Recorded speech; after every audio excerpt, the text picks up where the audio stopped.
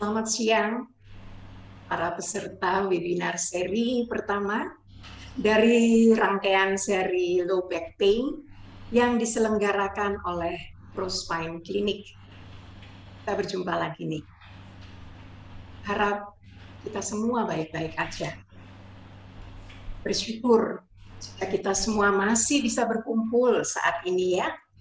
Sebab kita artinya diberi kesempatan untuk menjalani hidup ini di tengah keadaan yang sangat kurang bersahabat disebabkan oleh pandemi yang angkanya beranjak naik di mana-mana. Selamat siang juga saya ucapkan kepada Dr. Ruwahita, spesialis rehab medik konsultan, yang pada siang hari ini akan memaparkan bagi kita semua, yaitu seri Low Back Pain yang mengambil topik mengapa kita sering nyeri punggung bawah. Dan juga selamat siang Dr. Teni, spesialis rehab medik selaku moderator pada siang hari ini. Selamat siang. Tidak lupa untuk Ibu Wina, selamat siang juga Bu, supervisor dari ProSpine Clinic di Serpong. Apa kabar nih? Juga Bapak Weli Hartono, selaku owner dari ProSpine Clinic. Selamat siang Bu Sherly. Terima kasih Pak bisa bergabung bersama-sama nih. Nah, akan bergabung pada webinar kita kali ini ada banyak dokter, lebih dari 50-an. 50-an dokter, 50 dokter lebih bahkan. Saya mendapat report. Selamat siang pada para dokter yang terhormat. Salam sehat. Yang para dokter ya sebagai garda terdepan di tengah pandemi yang melanda negeri ini. Sehat ya dok ya. Dan juga untuk yang hadir, para peserta yang hadir pada Zoom hari ini dari berbagai kota. Surabaya pasti, Sidoarjo, Malang, Cilacap, halo Cilacap, selamat siang. Probolinggo, Jogja, wow Jogja, Jawa Tengah, Purwokerto, Jakarta tentu saja. Ada Bandung, Bogor, Serpong pasti tentunya. Halo Bali, ada peserta dari Bali nih gabung dengan kita. Singkawang, Solo, Kendari, Sulawesi, Palembang, Sumatera nih. Wow, peserta dari Ternate juga ada ternyata. Bontang, Lampung, Pekanbaru, Manado, Sulawesi Utara juga gabung bersama kita. Dan tidak lupa Samarinda, Kalimantan. Terima kasih untuk para peserta semua yang sudah bisa menyiapkan waktu, karena ini topik yang sangat baik, yang sangat penting. Tetapi sebelum kita lanjut, ada baiknya saya singgung sedikit tata tertib yang mau tidak mau kita harus ikuti, yaitu mohon banget di mute kita ya selama sesi webinar ini. Dan tidak perlu kita rekam, karena ini semua akan ada di YouTube. Cuma bedanya kalau peserta langsung itu bisa bertanya kepada pembicara, kepada moderator, bisa bertanya melalui chat yang ada ruang chatnya ya. Dan juga yang belum, misal nanti tidak bisa karena waktu, bisa melalui chat di WA tentunya ya. Ada di brosur yang sudah kita bagikan kan. Baik, saya tidak akan berpanjang kata. Tiba waktunya kita masuk di seri webinar yang sudah kita tunggu-tunggu, yang akan didetailkan oleh Dr. Wahita, spesialis rehab medik konsultan. Pastikan ya, kita mendengar sampai akhir. Sayang kalau berhenti di tengah jalan. Dan untuk selanjutnya, saya serahkan kepada Dr. Teni, spesialis rehab medik, selaku moderator webinar kali ini. Kepada Dr. Teni, saya persilahkan.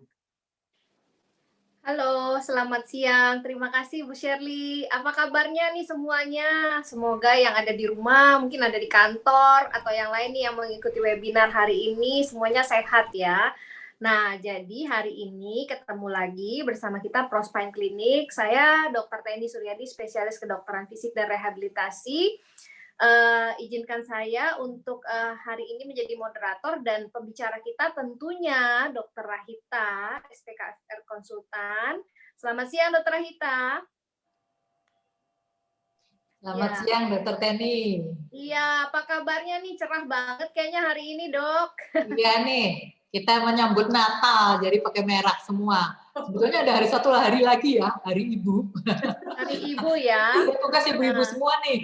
Iya, selamat Hari Ibu. Ini Selamat banyak ibu-ibu Ibu. yang aktif ya. Semoga kita selalu sehat, ceria, dan juga bisa menjadi tangguh di tengah badai pandemi corona ya. Betul sekali.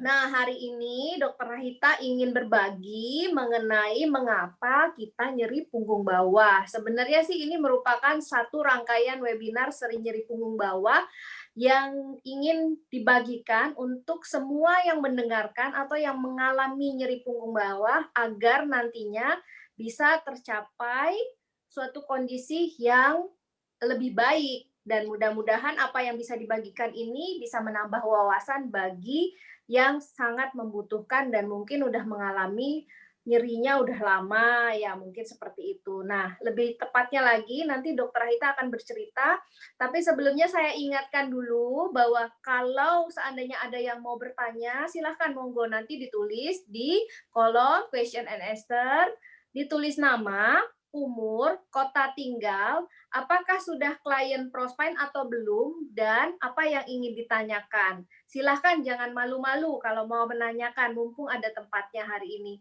Baiklah, saya serahkan ya kepada Dr. Rahita. Silakan Dr. Rahita. Baik, terima kasih sekali Dr. Teni untuk kesempatannya. Sebelum saya menyampaikan materi saya ingin menyapa dulu ini. Tadi Bu Syaril sudah sebut ya, lebih dari 50, malah saya baca di sini ada 76 tenaga kesehatan dengan 69 dokter. Ya, luar biasa. Tapi saya mohon maaf ya para sejawat sekalian, para senior saya. Kali ini saya akan menyampaikan dengan sangat sederhana karena ini adalah webinar awam. Ya, perkenankan saya menyapa beberapa senior saya. Ini ada Dr. Stanley Irwan Dikjaya, SPKFR. Kemudian ada juga Dr. Indrayuni Lukitrawardani, SPKFR Konsultan. Ini teman sekamar saya di rumah sakit ini ya. Kemudian ada Dr. Triana Jatiwati, SPKFR juga, dan banyak sebetulnya SPKFR. Mohon maaf, saya tidak bisa membaca satu persatu. Terima kasih sekali atas atensinya sehingga mau bergabung dengan kami. Mudah-mudahan apa yang kita sampaikan, yang kami sampaikan pada siang hari ini bisa merefreshing lah ya. Dan bagi mereka yang mengikuti, sekali lagi ini adalah webinar serial, jadi ini adalah pembukanya. tolong betul-betul bisa mengikuti secara rangkaian ya Dokter Teni supaya bisa ada gambaran secara keseluruhan dari topik nyeri punggung bawah ini.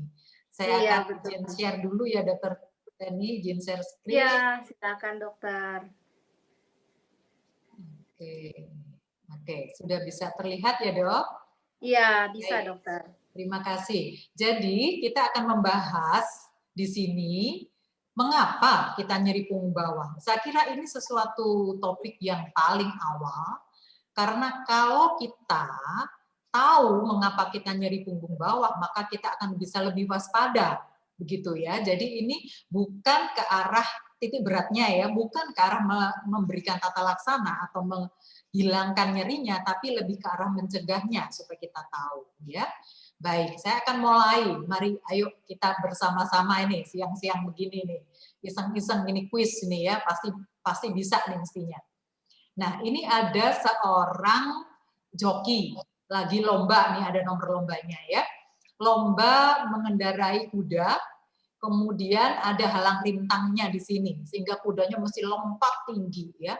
Perhatikan nih jokinya sampai agak terlempar ke atas, kemudian biasanya setelah jatuh dia akan menuju kembali ke badan kuda. Nah, setelah lomba kayak begini, ayo kira-kira siapa yang nyeri punggung bawah? Nah, lucunya ya, andai kata kuda bisa ngomong, itu dia nggak nyeri loh. Ya, Bapak Ibu semuanya, ya, yang nyeri siapa? Jokinya loh. Padahal dia yang naik kan, bukan kudanya yang naik ke jokinya kan. Jadi itu sesuatu yang sebenarnya kita mesti mikir, kenapa? Kalau kuda ini sudah lompat-lompat kayak begini, ada beban, dia nggak nyeri punggung bawah. Tetapi orangnya yang di atasnya ini yang justru nyeri punggung bawah. Nah, itu sesuatu yang menarik. Ya, mari kita belajar siang ini sama-sama. Oke, saya akan mulai dari definisinya. Yang disebut dengan nyeri punggung bawah adalah suatu sindroma klinik yang memiliki gejala utama nyeri atau ketidaknyamanan lainnya pada area punggung bawah. Dan nyeri itu yang disebut di area punggung bawah apabila dia di bawah tulang iga ke-12. Karena kita punya 12 tulang iga. Jadi di bawah itu sampai di atas lipatan paha. Itulah yang disebut sebagai area punggung bawah. Dan selain nyeri bisa disertai rasa tegang, kaku, bahkan bisa pula ada nyeri menjalar sampai ke kaki. Ya, nah, mari kita melihat sekarang arsitektur tulang belakang.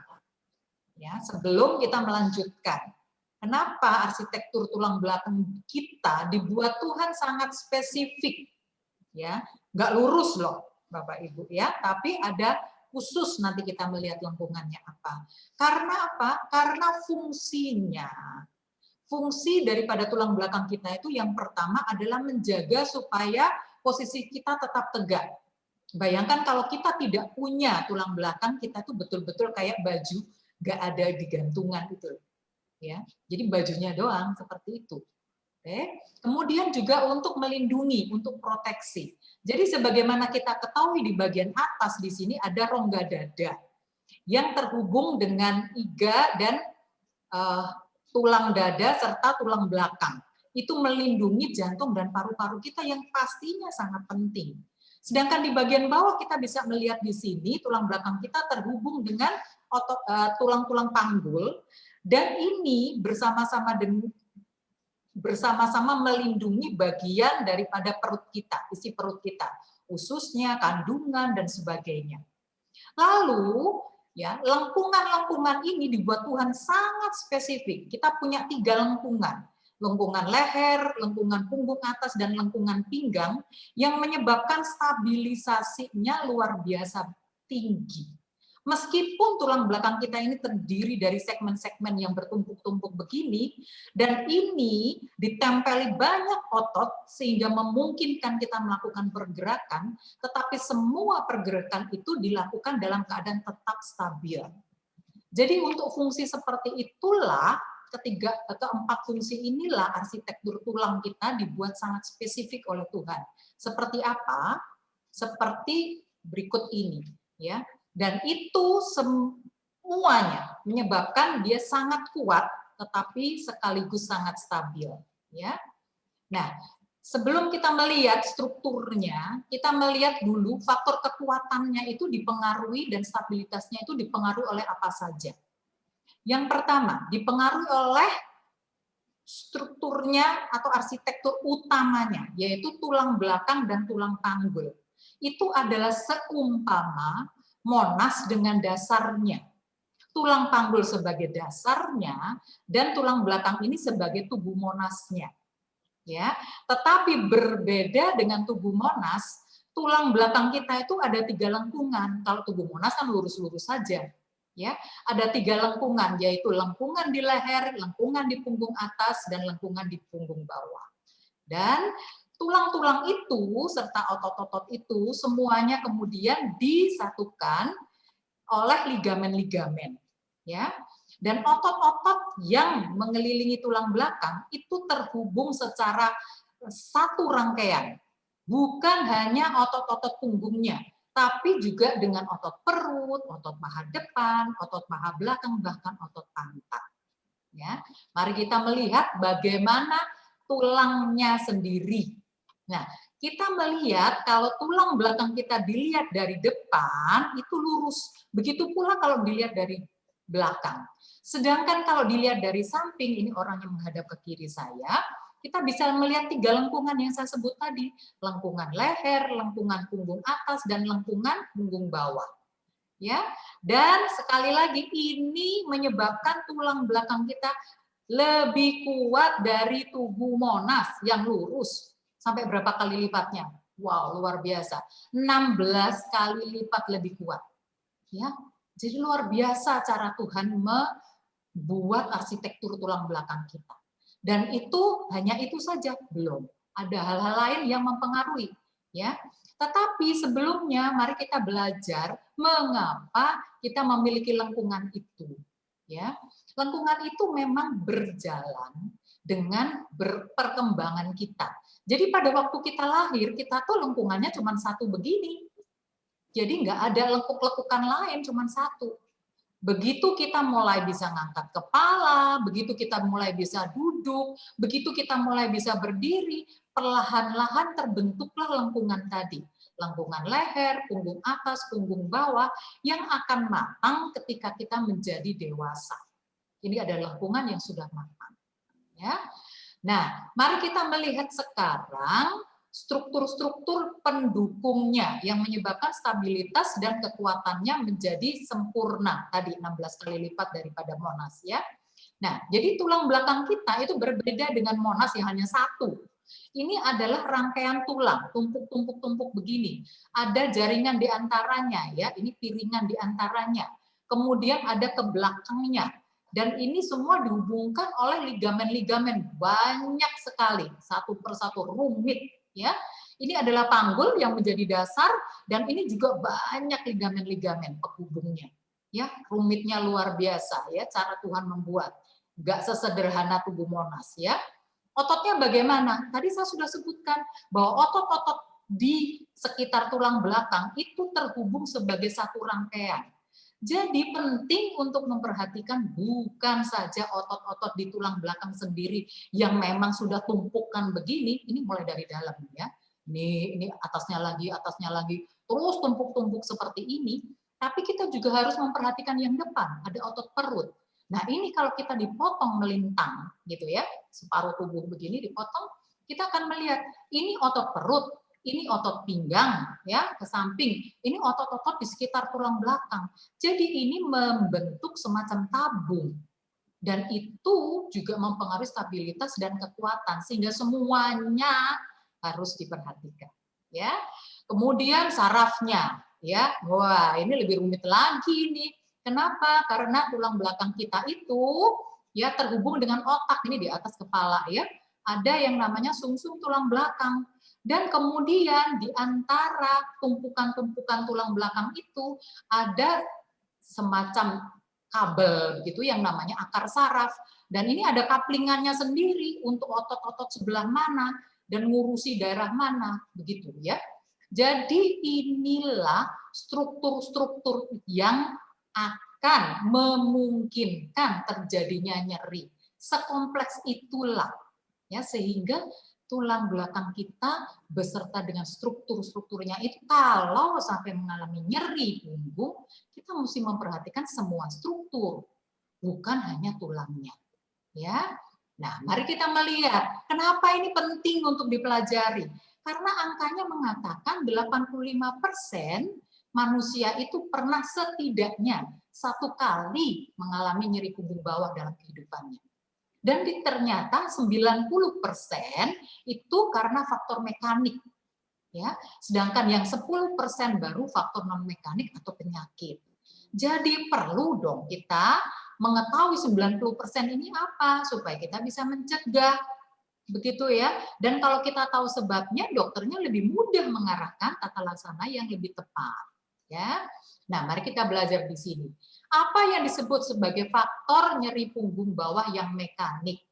Yaitu kalau kita salah ketika melakukan kegiatan-kegiatan yang dideret di sini. Salah cara ngangkat, salah cara menarik barang, salah cara mendorong barang, ya. Salah ketika berputar, jadi dipanggil mendadak kemudian mutar badannya, itu bisa juga seperti itu.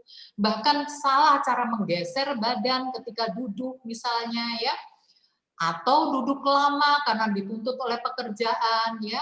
Bahkan pekerjaan-pekerjaan tangan yang dikombinasikan dengan kegiatan-kegiatan yang di atas, seperti ini ya, ngangkat kemudian memutar punggung. Jadi dikombinasikan ini, ngangkat sambil dorong dan seterusnya, ini kombinasi-kombinasi semua. Ya, apalagi kalau kemudian dilakukan dengan kecepatan tertentu. Setiap orang berbeda. Ada yang agak cepat dikit saja sudah sakit punggung dan seterusnya. Ya, sedangkan disebut dengan faktor lain atau faktor non mekanik yang tersering adalah kalau terjadi cedera. Cedera yang paling sering itu adalah mengenai otot dan tulang. Ya. Tetapi bisa pula karena penyakit penuaan atau proses degenerasi istilahnya. Bahkan memungkinkan juga kalau terjadi jepitan saraf, penyempitan ruas tulang belakang, ya. Dan ini, nah ini yang sering lupa, ya. Kalau terjadi getaran atau vibrasi dalam waktu yang lama. Jadi kalau kita ini nggak ngangkat-ngangkat sih, tapi supir misalnya ya. Supir kontainer luar kota. Waduh, kalau sudah nyetir itu bisa 3 hari 3 malam. Seperti itu. Nah, ini juga bisa menyebabkan nyeri punggung bawah atau bentuk-bentuk trauma yang lain. Dan jangan lupa, sebagai manusia yang tidak bisa dipisahkan antara jiwa dan fisik kita, trauma psikologis juga bisa menimbulkan keluhan berupa nyeri punggung bawah. Ya, nah, di antara angka kejadian nyeri punggung bawah yang 80–85% tadi, ternyata dikatakan 70%-nya sembuh dalam 1 bulan, sedangkan 90%-nya sembuh dalam 3 bulan, tetapi 4% dia akan mengalami nyeri yang menetap selama 6 bulan. Dan, nah ini yang nggak enak ini, 50% saja yang bisa kembali bekerja seperti sebelum mengalami nyeri punggung bawah. Jadi nyeri punggung bawah ini meskipun kelihatannya sepele dan banyak dialami orang, sebenarnya sangat mengganggu produktivitas kita. Begitu, ya. Nah, berdasarkan lamanya terjadi nyeri punggung bawah itu, kita bisa membagi nyeri punggung bawah sebagai berikut. Kalau dia 4 minggu atau kurang, itu disebut sebagai nyeri punggung bawah akut. Kalau lebih dari 6 bulan disebut nyeri punggung bawah kronik, sedangkan kalau di antara 4 bulan sampai 6 bulan, 4 minggu sampai 6 bulan, ya itu dikatakan sebagai subakut. Biasanya sih kita memakai ini 4 minggu ya, ya agak dilonggar-longgarin dikit sampai 2 bulan atau 8 minggu, ya. Seperti itu. Nah, kalau kemudian kita mengalami nyeri punggung bawah dan memeriksakan diri ke dokter, sebelum ke dokter tolong membiasakan diri mengamati dan apabila perlu dicatat, ya. Karena riwayat seperti ini pasti akan ditanyakan oleh dokter tersebut. Dengan riwayat yang detail, dokter tersebut akan mudah mengarahkan kemana ya arah nyerinya, sebabnya kira-kira apa. Kita memang tidak akan membicarakan secara khusus ya satu persatu. Nanti giliran Dokter Teni itu ya pada webinar yang akan datang tanggal 7 Januari menyampaikan seperti apa masing-masing nyeri punggung bawah. Tetapi saya akan menjelaskan di sini kalau kita nyeri punggung bawah mohon diamati yang disingkat sebagai Sokrates ini. Itu akan sangat menolong dokternya untuk memperkirakan penyebabnya di mana. Yang struktur yang mana, ingat tadi strukturnya sangat-sangat kompleks ya. Yang pertama site, lokasi nyerinya di mana. Mohon diperhatikan kalau memungkinkan bisa ditunjuk, Dok, nyeri saya tuh di pinggang bawah sini loh, Dok. Ya, daerah pantat, Dok, daerah pantat. Iya, Dok. Agak ke arah paha, Dok. Ada menjalannya ke paha, Dok. Nah, seperti itu ya. Di mana nyerinya kalau memungkinkan? Oh, nggak ada, Dok, area aja, Dok. Pokoknya semua yang di bawah sini. Seperti itu misalnya ya. Kemudian kapan mulai nyerinya? Jangan ngomong nggak tahu Dok, pokoknya kumat-kumatan. Ya, bingung dokternya. Ya. Kan lebih bagus kalau kita bisa nyebut, oh Dok, itu sekitar seminggu yang lalu. Seperti itu misalnya ya. Kemudian karakteristiknya, sifat nyerinya bagaimana? Nyeri punggung bawah itu bisa bermacam-macam. Ada yang nyeri tumpul, ada yang nyeri tajam, ada yang seperti rasa terbakar, ada yang seperti rasa tertusuk, seperti itu ya. Seperti apa? Jadi ini akan membantu sekali lagi untuk memilah-milah sebabnya tadi. Kemudian apakah disertai dengan penjalaran nyeri? Penjalarannya kemana? Mohon itu diperhatikan ya. Karena berbeda. Tadi saya sebut kaplingannya beda. Jadi sarafnya bisa berbeda. Ya, kalau kita bisa ngerti penjalarannya kemana, itu akan nolong. Ya, kemudian diperberat dengan hal-hal apa aggravatingnya. Ya, misalnya Dok, saya kok bungkuk kok tambah sakit ya Dok ya. Kalau saya ngangkat Dok, terasa sakitnya Dok di sini Dok, begitu ya. Kemudian munculnya nyeri, jadi bisa disebut Dok, saya nyerinya kok justru waktu tidur ya, waktu istirahat. Atau Dok, saya kalau kecapean nih habis kerja baru terasa nyerinya, begitu ya. Lalu berkurang dengan apa? Eliminating. Ya. Jadi misalnya, Dok, saya enakan nih Dok kalau minum obat ini nih Dok, gitu ya. Enak Dok kalau saya pakai tiduran. Ini kan juga sekali lagi untuk melihat kira-kira di mana penyebab nyerinya. Dan dokter juga akan meminta untuk menilai nyerinya, ya. Nyerinya itu bisa diukur dengan mempergunakan skala nyeri, ya. 0 nggak ada nyeri, 10 paling berat. Nah, ini kira-kira di berapa? Biasanya seperti itu. Oke. Kemudian dokter akan melakukan pengamatan. Pengamatannya apa? Yang dilihat posturnya. Ini yang bagus nih, ya. Nah, kalau punggungnya terlalu datar begini jelek, atau terlalu nungging nih begini jelek juga, ya. Sedangkan ini yang bagus nih, ya. Ini terlalu melengkungnya terlalu banyak, ini terlalu datar, ini juga kurang bagus, ya. Nih ya, baik. Oke. Setelah itu kita akan melihat bagaimana pemeriksaannya, ya. Ini akan dilakukan oleh dokter untuk memastikan kira-kira struktur apa yang terlibat. Setelah melihat posturnya, berdiri dari depan, dari samping, dan dari belakang, dilihat kelenturannya, geraknya, tulang belakangnya sendiri dicek, area yang nyeri, ada tanda-tanda radang, dan beberapa pemeriksaan saraf. Ya, kurang lebih pemeriksaan seperti ini. Ada sober test, mengukur kelenturan punggung bawah, ya, kemudian Lasek sign. Ini memeriksa jepitan saraf. Kemudian ada piriformis sign, itu untuk ngecek adakah saraf yang tersebut ketika melewati otot pantat, begitu ya.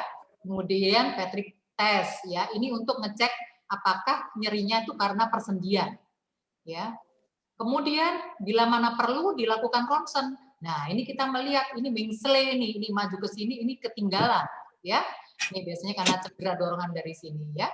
Kemudian kalau diduga ada jepitan saraf atau perlu dievaluasi otot-otot dan ligamen sekitarnya, dokter akan memerintahkan untuk melakukan MRI. Nah, kita bisa melihat ini, nih, sarafnya kejepit gara-gara ini bantalannya ya keluar ke sini ke arah belakang, ya. Nah, sebagai kesimpulan kita bisa mengatakan bahwa nyeri punggung bawah merupakan penyakit yang dialami 80-85% manusia. Sebab utamanya adalah mekanik 90% dan hanya 10% yang non-mekanik. Berdasarkan waktunya bisa disebut sebagai akut, subakut, dan kronik, serta sebelum melakukan tata laksana, ya, dokter akan melakukan pemeriksaan dengan teliti, mulai dari riwayatnya, pengamatan posturnya, kemudian pemeriksaan yang spesifik sesuai dengan perkiraan dokter, dan setelah itu berdasarkan itulah akan ditentukan tata laksana yang paling tepat. Ya, saya kira presentasi saya cukup sekian, Dr. Teni. Terima kasih. Ya, baik Dokter Rita. Ternyata memang iya. Suara saya jelas, Dok? Jelas, Dr. Teni. Iya. Ya, oke, Dokter Rita penjelasannya udah jelas sekali ya, Dok ya, mengenai hal ini, dan ternyata memang punggung bawah ini punya apa ya?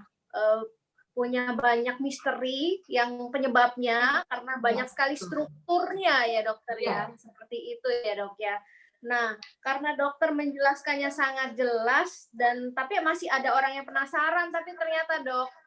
Nah, jadi memang ada beberapa yang mau nanya, boleh ya dokter ya? Nah, sebelumnya saya izin sebelum membacakan pertanyaan, saya mempersilakan silakan kalau ada Bapak Ibu atau dokter sekalian atau teman-teman yang ingin bertanya silakan ditulis di kolom question and answer, tapi disertakan ya nama, umur, kota asal, dan juga klien prospek atau bukan, dan silahkan ditanyakan apa yang menjadi permasalahannya. Ya, ini saya bacakan dokter dari pertanyaannya ini dari Ridwan, Surabaya. Usianya ini 45 tahun. Dokter menanyakan nyeri punggung bawah itu dari mana sampai mana ya dok?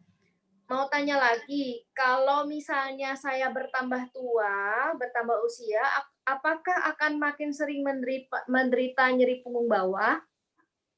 Oke, baik. Terima kasih untuk pertanyaannya ini Pak Ridwan ya.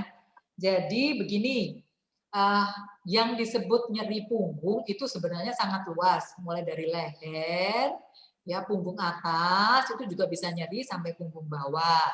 Nah, kalau kemudian nyeri itu dialami batasnya adalah tulang iga, kita bisa raba ya, tulang iga kita itu ada 12. Kalau kita kemudian raba, tulang iga kita yang depan ini akan teraba, kemudian tarik ke belakang. Nah, di area di bawah itu sampai dengan di atas lipatan paha. Itulah yang disebut sebagai area punggung bawah. Ya, jadi nyeri punggung bawah adalah nyeri yang dirasakan di area-area itu. Ya, kemudian ditanyakan lagi, ini karena mungkin karena usianya sudah mulai 45 ya, Dokter Teni ya. Ditanya, apakah tambah tua kemungkinan nyeri punggung bawahnya tambah besar? Iya, betul sekali. Kenapa? Ya, terus terang saja sama dengan bagian-bagian tubuh yang lain, ya. Dan juga sama dengan begini nih, Pak Ridwan, saya yakin punya mobil nih. Pak Ridwan, kalau mobil tua dengan mobil muda beda kan ya, Pak ya? Kenapa? Karena makin digunakan akan ada keausan. Tulang belakang kita dengan struktur-struktur di sekitarnya juga seperti itu. Jadi akan ada proses keausan, proses penuaan yang disebut proses degenerasi. Itu mengenai apa saja? Mengenainya macam-macam. Ya, mulai dari tulangnya, ya biasanya sih kalau sudah apalagi kalau perempuan ya sudah menopause gitu gampangnya ya. Dia akan osteoporosis, kemudian ototnya juga akan mengalami penurunan kekuatan ya. Dan jangan lupa juga kemudian ada perubahan kelengkungan, Dokter Teni. Tadi saya katakan bahwa kekuatan dari tulang belakang kita selain disangga oleh struktur yang luar biasa kompleks tadi, ya, itu juga ditentukan oleh bentuknya. Jadi ada lengkungan leher, lengkungan punggung atas, dan lengkungan punggung bawah yang notabene juga berubah ketika kita bertambah usia. Biasanya yang tambah adalah lengkungan punggung atasnya. Jadi tambah bungkuk begini. Nah, itu akan juga memicu back pain. Ya, termasuk juga nanti kalau pengeroposan dan sebagainya bisa menjepit sarafnya dan sebagainya. Iya, jadi jawabannya betul. Memang makin usia tua, kita mesti makin menjaga Dokter Teni, karena kemungkinannya memang jadi makin besar. Begitu ya, mudah-mudahan Pak Ridwan cukup puas. Terima kasih. Ya, baik. Semoga tadi yang bertanya Pak Ridwan itu cukup jelas ya, karena Dokter Hita udah jelas banget menerangkannya. Nah, kemudian nih Dok, ada pertanyaan dari Frans, 27 tahun dari Jogja. Ini bukan klien Prospine. Saya ingin bertanya, punya HNP L45, L5 S1, ya berarti dia udah didiagnosa ya dokter ya HNP, sudah 5 bulan yang lalu. Terus kemudian dia merencanakan untuk gym.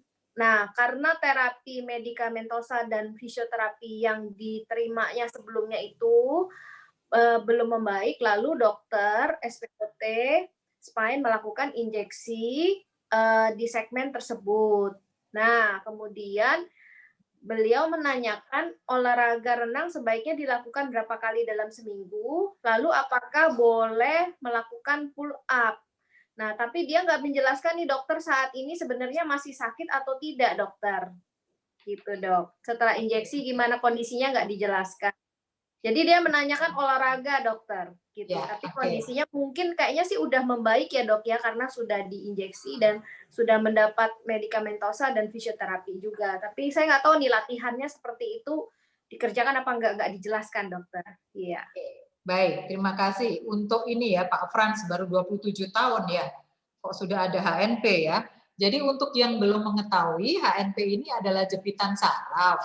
Ya, jadi tulang belakang tadi kan tumpuk-tumpuk itu, ya. Kemudian diantaranya saya terangkan tadi ada semacam piringan, yang kemudian karena sebab tertentu biasanya sih karena usia itu kemudian jadi dia keluar begitu ya. Jadi dia keluar dari tempat yang seharusnya kan itu harusnya dikantongi gitu loh. Nah, kantongnya keluar dia ya dan mendorong ke belakang biasanya kena akar sarafnya yang di level ini gitu ya. Ini punggung bawah memang ya. Nah, kalau lihat seperti ini ya, kemudian dia sudah diberi terapi ya, bahkan pernah disuntik ya. Mudah-mudahan suntiknya tadi Dokter Teni mengatakan menyebabkan membaik karena obat-obatan mungkin tidak membaik ya.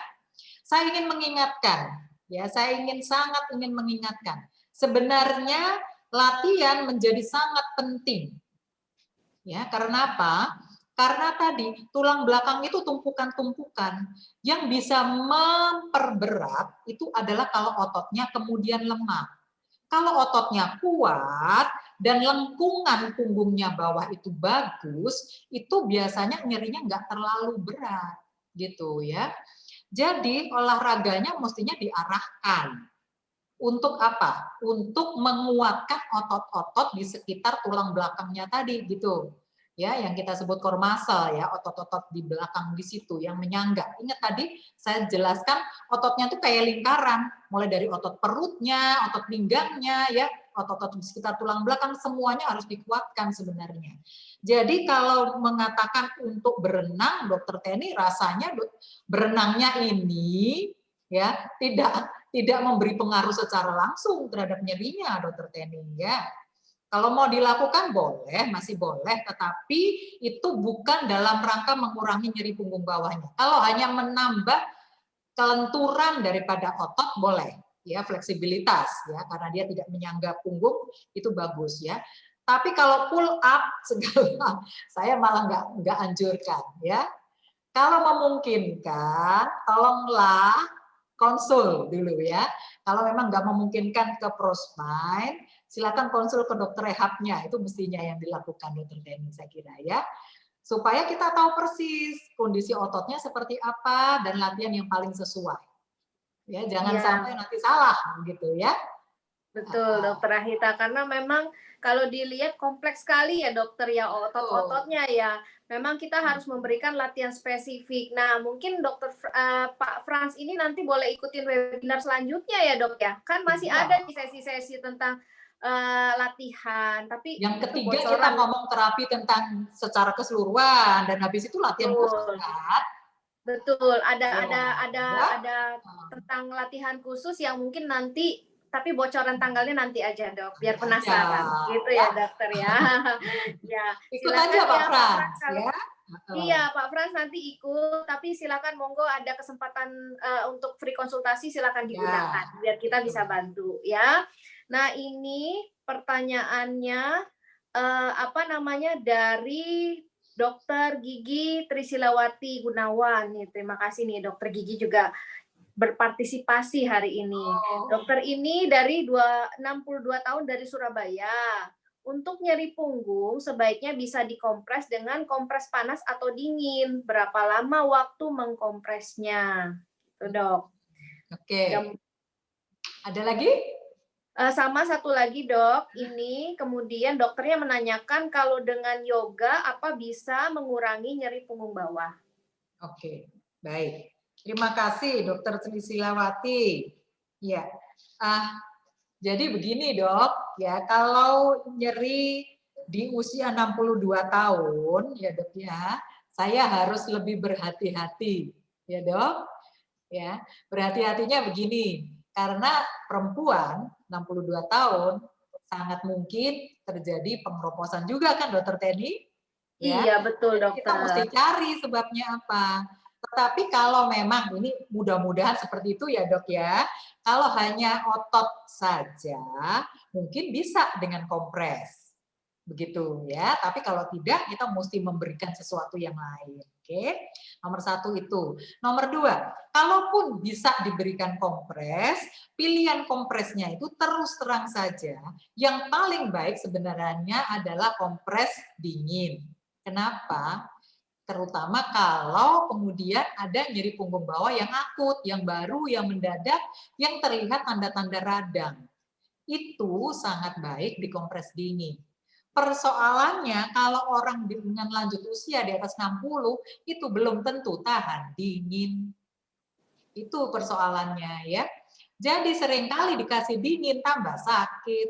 Jadi dalam hal seperti itu boleh memakai kompres panas. Ya, tetapi cara yang paling baik bagaimana? Silakan datang konsultasi, ya supaya kami bisa membantu menentukan mana yang lebih bagus. Yang harus dipilah dulu adalah tanda radangnya. Kalau ada tanda radang tidak boleh diberikan kompres panas. Ya, seperti itu. Sedangkan kalau untuk yoga, saya perlu ingatkan juga yoga ini karena kebetulan saya belajar tentang yoga ya. Yoga ini gerakan dasarnya itu adalah pernafasan satu. Nomor dua itu apa ya? Bagaimana ya?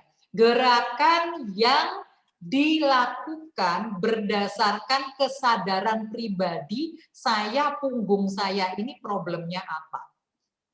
Ya, bisa mengertikah? Jadi contohnya, punggung saya ini ternyata lengkungan lehernya jelek. Lengkungan pinggangnya kegedean, punggung bawahnya ya kebesaran, atau saya terlalu bungkuk, misalnya seperti itu. Harusnya saya seperti ini, saya kok begitu.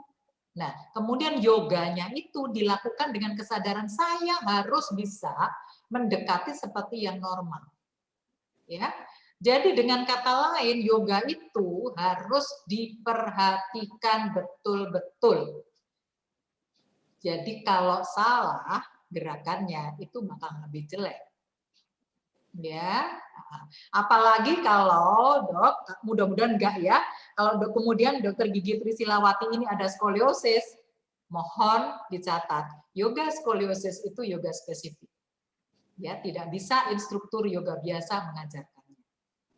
Ya, jadi kalau nyeri punggungnya karena skoliosis, ya, dan pengajar yoganya bukan yoga untuk skoliosis, saya tidak anjurkan. Oke, saya kira begitu Dokter Teni. Iya, betul Dokter. Jadi memang seperti yang tadi dijelaskan, sebaiknya mungkin memanfaatkan konsultasinya Dokter Rahita ya.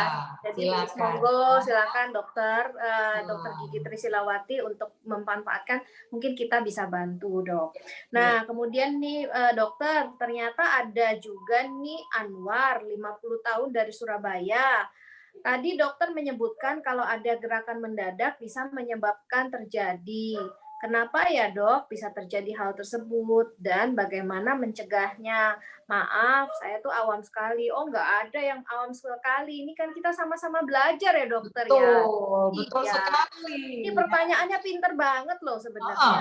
ini Ya, pertanyaannya bagus sekali nih, ya iya kan? betul. Ini karena Ya. ini penting sebenarnya ditanyakan dan Betul, betul. ditanyakan gitu ya. Silakan dokter Rahita. Baik, Pak Anwar, terima kasih pertanyaannya, Pak. Jadi maksudnya begini, Pak.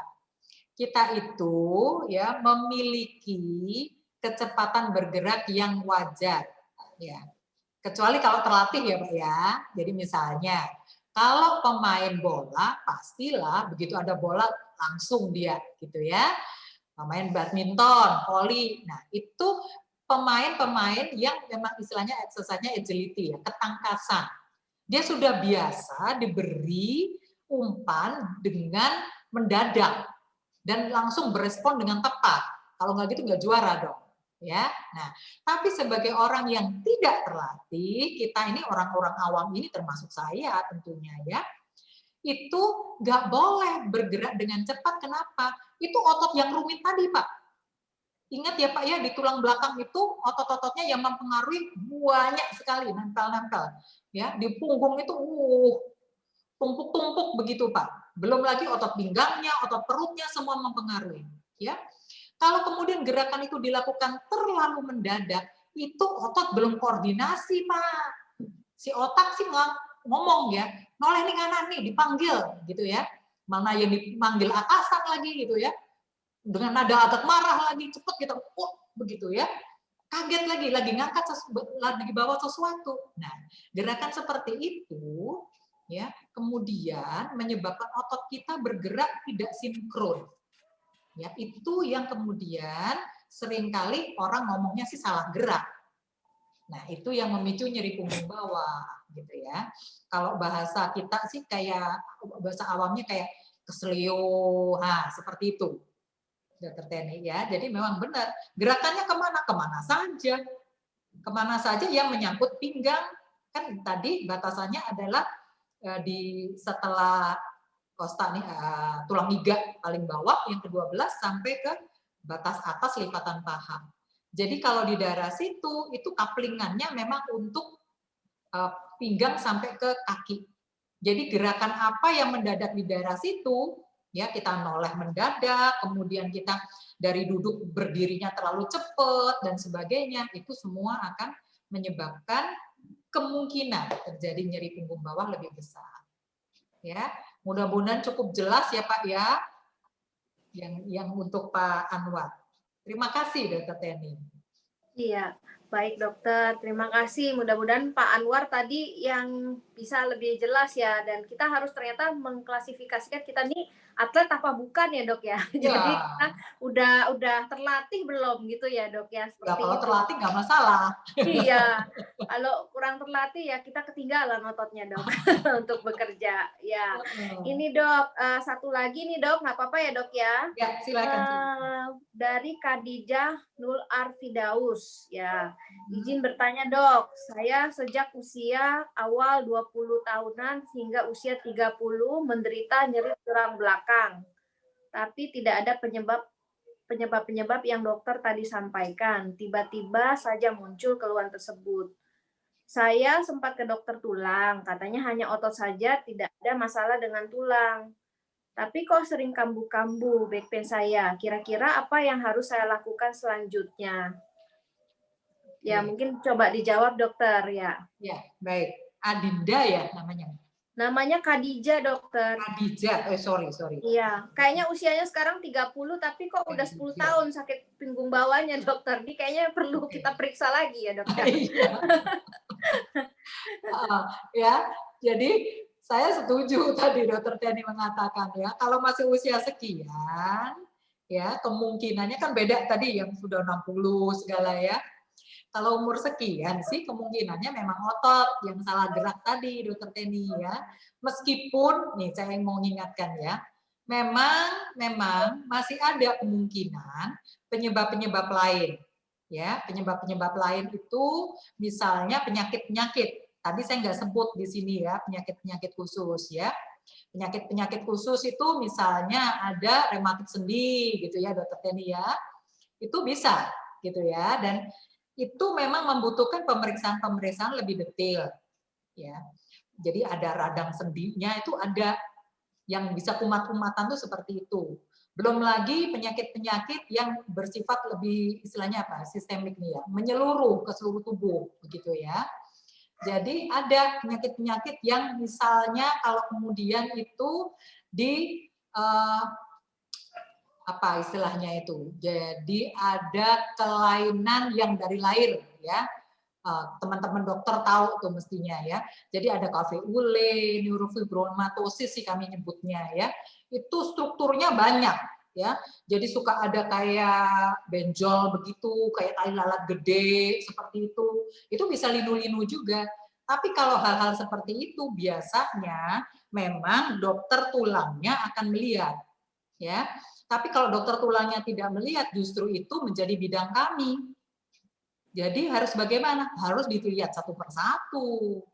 Ya, nggak bisa betul-betul hanya satu kali langsung ketemu, nggak bisa. Mesti dilihat tadi strukturnya, ya memilah satu persatu begitu. Kalau tulangnya yakin ini nggak apa-apa nih tulangnya, ya.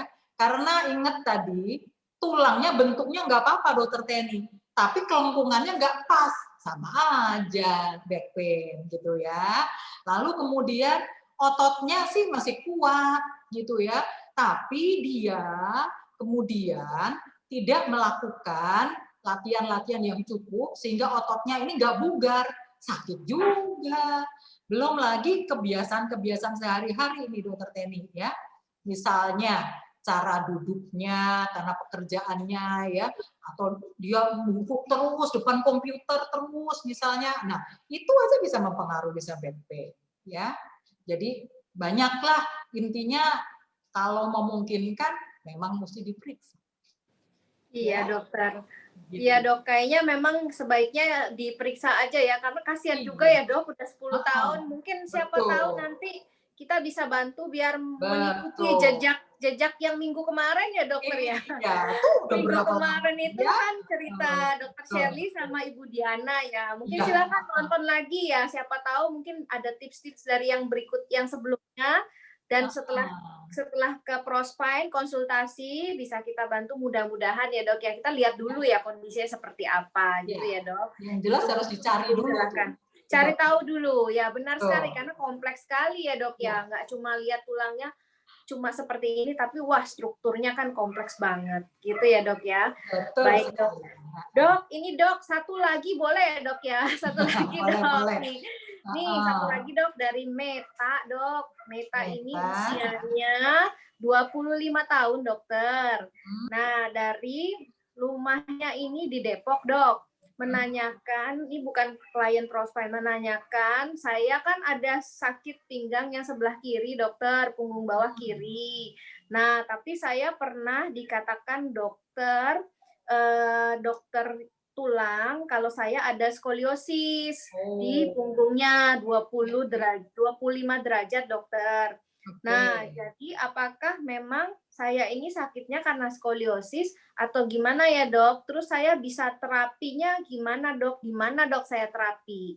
Ya, terima kasih dokter. Oke, baik. Untuk Meta ini ya, jadi gini nih, ini kita ngomong sebetulnya ini kelewatan nih ya. Mesti Meta ikut yang lalu jadi skoliosis. Tapi ya sudah, karena dia keluhannya. Baru ikut kali dok, kayaknya nih baru dapat info. Baru dapat info ya. Untuk Meta nggak apa-apa, nanti manfaatin konsul ya. Jadi gini ceritanya, Meta kalau berdasarkan statistik sih sebenarnya skoliosis itu yang menyebabkan nyeri punggung baru setelah 30. Nah, mari kita melihat. Ingat, skoliosis itu adalah miring ke samping dan juga ada perputaran. Ya, tadi saya mengatakan tulang belakang kita itu kalau lurus kayak tubuh Monas dengan yang sekarang dibuat Tuhan ada lengkungan leher, punggung atas dan punggung bawah, tulang belakang kita 16 kali lipat lebih kuat. Jadi artinya setiap ada perubahan termasuk karena skoliosis, pastilah otot-ototnya nggak balance, ototnya nggak seimbang antara kanan dan kiri, depan dan belakang. Itu kalau dibiarkan berlama-lama lah yang menyebabkan kemudian nyeri, ya. Tapi untuk detailnya sekali lagi, iya kalau hanya skoliosis saja. Jangan sampai nanti ada kelemahan lain yang perlu dikoreksi. Jangan-jangan lagi nanti ada sarafnya yang kena, ya. Itu semuanya pastilah perlu pemeriksaan yang lebih detail. Saya sangat menganjurkan untuk, ini kan Depok, sekalianlah ke Serpong, ya. Kalau saya minta ke Surabaya kejauhan, kasihan, ya. Tapi kita harus yakin, ya, karena di Serpong juga namanya protokol kesehatan betul-betul diterapkan, ya. Jadi kalau Meta ingin konsultasi, tetap ya pakai protokol, ya. Kalau nggak ditolak nih sebenarnya. Betul nggak, Dokter Teni, ya? Betul, betul, dokter. Oh, Sekarang kan masa-masa yang iya loh. mendebarkan ya, dokter ya. Iya, Nah, saya jadi dengar memang harus udah apa naik. ya? Kita siap luar dalam, Dok. Dari hatinya kita siap, biar kita tenang. Terus dari Iya. luar kita menjalankan protokol juga kali ya, Dok. Ini mungkin yang lebih tepat mungkin Bu Wina kali ya, Dok ya. Cerita Ya, gimana nih, sih biar kondisi terakhir nih. mengingat katanya Jakarta PSBB tambah panjang. Iya, Bu Wina gimana, Bu? Iya dokter, betul. Untuk di Serpong sendiri sekarang memang PSBB diperpanjang nih dok, tapi tidak mengurangi kewaspadaan kita selama di klinik. Jadi kita tetap mengedepankan untuk protokol-protokol kesehatan yang harus dijalankan selama berada di klinik dok. Salah satunya yang pasti dan wajib adalah memakai masker, mencuci tangan, dan juga menjaga jarak. Jadi kita sudah atur sedemikian rupa supaya di klinik itu tidak menumpuk gitu dalam hal menjaga jarak. Dan masker itu wajib saat masuk klinik, otomatis harus pakai masker ya dok, karena maskermu melindungiku, maskerku melindungimu. Betul nggak nih dok? Keren banget itu. Nah, di sini nanti saya akan berikan gambaran nih dok, bagaimana sih sebenarnya untuk pelaksanaan selama masa darurat COVID ini berlangsung. Jadi bagaimana protokol kesehatan berjalan selama di klinik ya dok ya. Nah,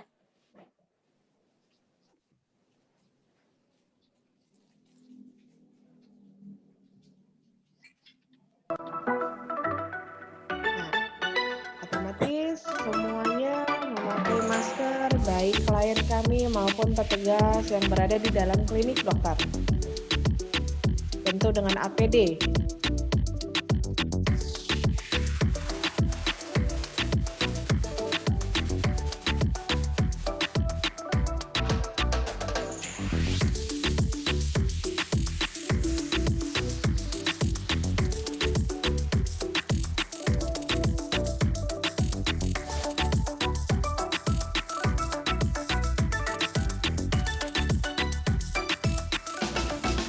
Dokternya pun dilengkapi APD lengkap, dokter.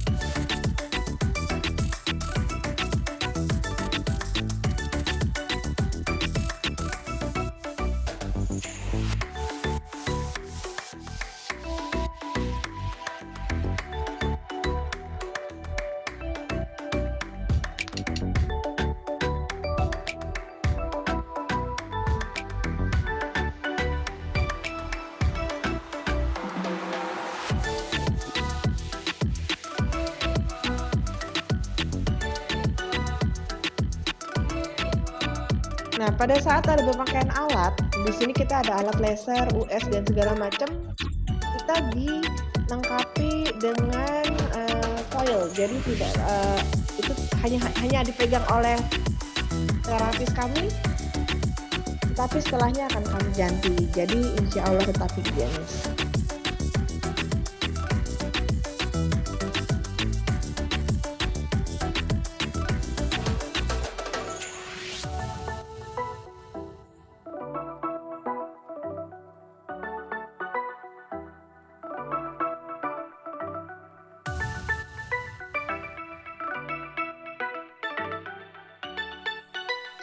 Sesudah klien selesai di cabin maupun di gym, biasanya kami akan langsung me-UV. Nah, ini tata cara untuk sterilisasi di klinik kami, yaitu pertama dengan UV, yang kedua kami lakukan fogging untuk alat-alatnya. Jadi foggingnya pun dengan fogging disinfektan ya dok, bukan fogging demam berdarah nih dok. Jadi insya Allah klinik kita akan selalu mensterilisasi, menjaga klien kami untuk selalu mengikuti protokol kesehatan nih dok. Oh, Iya. sip. Mantap ya, mudah-mudahan Meta tadi beranilah datang.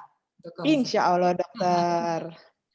Iya, jangan lupa dok, ini kan ada free konsultasi dipakai ya dok ya, lumayan ya dok ya. Nah, monggo. Nah, jadi tadi dokter Rahita udah menjelaskan, terus juga ada pertanyaan-pertanyaan yang sudah dijawab, tapi dok ternyata pertanyaan itu masih banyak dok. Jadi gimana dok? Nanti sisanya mungkin dokter boleh nanti gimana dok sisanya? Atau nanti bisa via BA.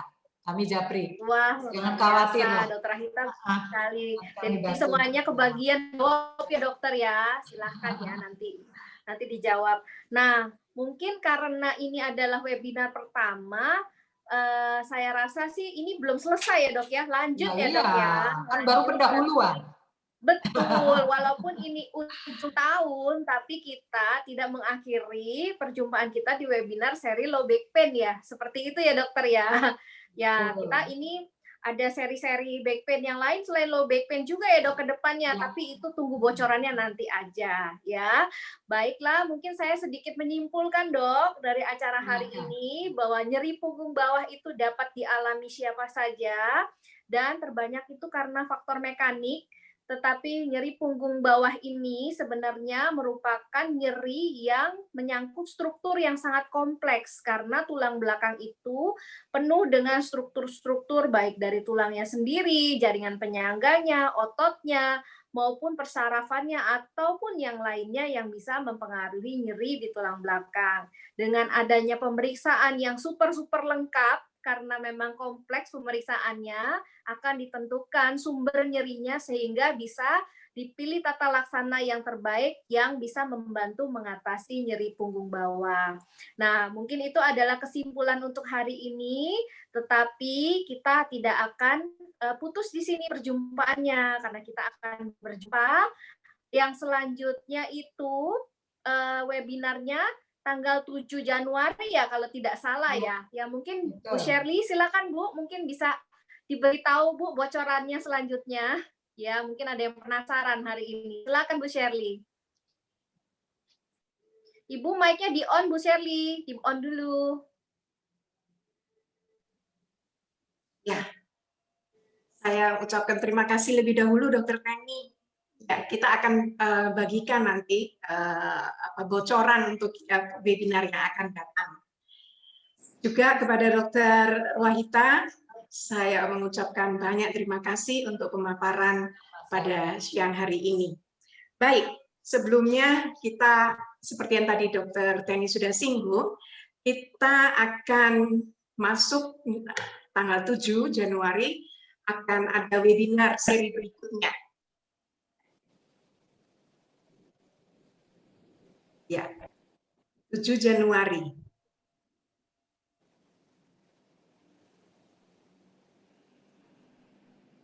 Nah, ini adalah topiknya. Kenali nyeri punggung bawahmu.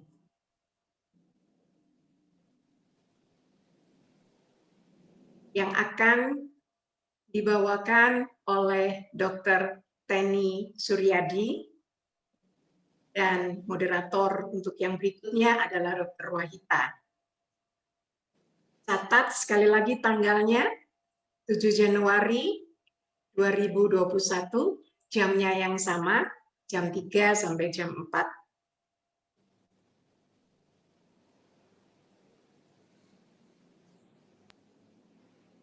Nah, untuk itu, supaya kita nggak ketinggalan berita, bisa ikutin kegiatan dari Prospine Clinic via medsos tentunya.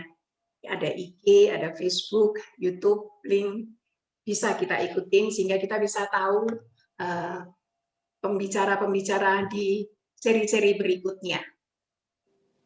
Baik, sebelum kita tutup acara ini, izinkan saya dan seluruh staf Rosevein Klinik ingin mengucapkan Selamat Natal.